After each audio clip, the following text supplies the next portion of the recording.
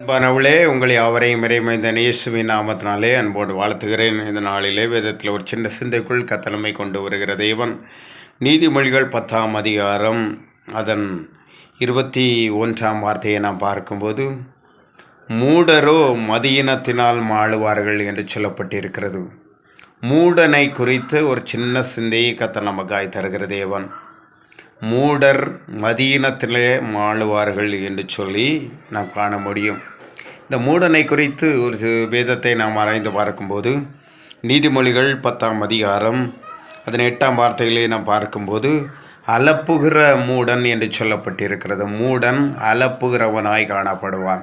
நாளில் சிலர் பாருங்கள், யார்ட்டையாவது பேசிகிட்டே இருப்பாங்க, ஏதேனும் மனசுக்கு போட்டு குழப்பிகிட்டே இருப்பாங்க. பாருங்கள், அவங்க வாய் அலப்பி கொண்டே இருக்கும். இன்றைக்கி அநேகர் வீடு வீடாக திரிவாங்க, தெருக்கள் என்று மற்றவங்ககிட்ட பேசுவாங்க. அலப்புகிற மூடனோ விழுவான் என்று சொல்லப்பட்டிருக்கிறது.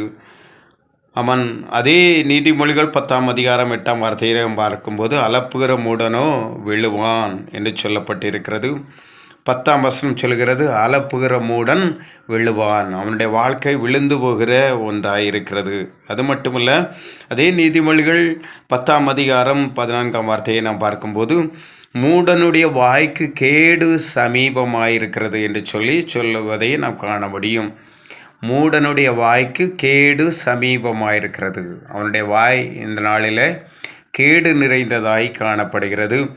நீதிமொழிகள் 10ஆம் அதிகாரம் 23ஆம் வார்த்தையை நாம் பார்க்கும்போது, தீவினை செய்வது மூடனுக்கு விளையாட்டு போல் இருக்கிறது. இந்த நாளில் அநேகர் மற்றவங்களுக்கு விரோதமாக என்ன செய்வாங்க? தீவினை செய்கிறவளாய், தீமை செய்கிறவளாய் காணப்படுவார்கள். அது அவளுக்கு விளையாட்டு போல காணப்படுகிறது என்று சொல்லி நாம் காண முடியும்.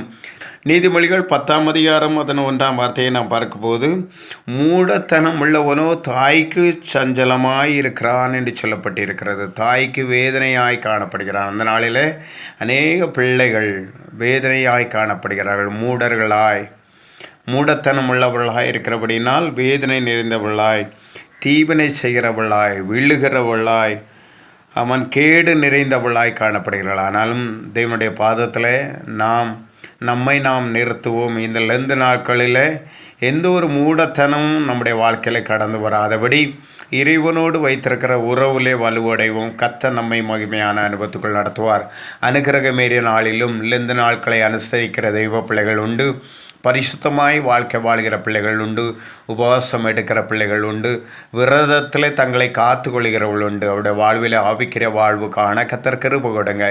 நாள் கொடுத்த வார்த்தையின்படி மூடத்தனம் நிறைந்தவளாய் காணப்படுகிற இந்த உலகில் நம்முடைய பிள்ளைகள் அவைகளுக்கு விலக, மூடத்தனம் நிறைந்த வாழ்விலே நம்முடைய பிள்ளைகள் அதை விட்டு தூரமாக தங்களை காத்து கொள்ள நல்ல கிருபைகளை கர்த்தர் கொடுக்கும்படியாக செபிக்கிறேன். அப்பா டேடி, மூடத்தனத்திலே விழுகிறார்களே, மூடத்தனம் அநேருக்கு வேதனையாய் காணப்படுகிறதே, மூடத்தனம் அநேருக்கு விளையாட்டு போல காணப்படுகிறதே, மூடத்தனம் அநேகரை தீவினைக்கு நேரே கொண்டு செல்கிறதே.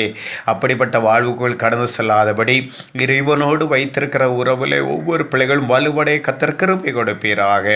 மூடத்தனம், மூடர்கள் என்று சொன்ன அனுபவத்தில் தள்ளப்படாதபடி தேவனுக்கு பிரியமானவர்கள் என்று சொல்கிற அனுபவத்தில் கடந்து வர ஒவ்வொரு பிள்ளைகளை கர்த்தர் வழிநடத்தும்படியாக செபிக்கிறேன். பெரிய காரியங்களை செய்யுங்க. இயேசுவின் நாமத்தினால் பிதாவே, ஆமேன். God bless you.